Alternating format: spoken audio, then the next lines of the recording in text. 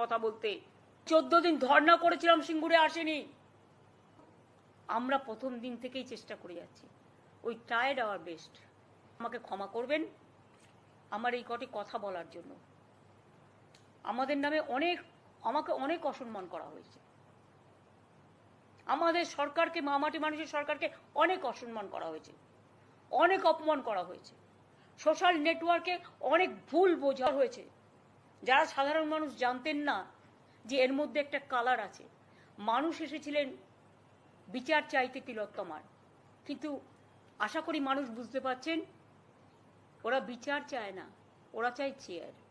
আমি মানুষের স্বার্থে এমনকি নিজে পদত্যাগ করতেও রাজি, পদ চাই না, কিন্তু আমি চাই মানুষ বিচার পাক, তিলোত্তমা বিচার পাক, আর সাধারণ মানুষ চিকিৎসা পাক।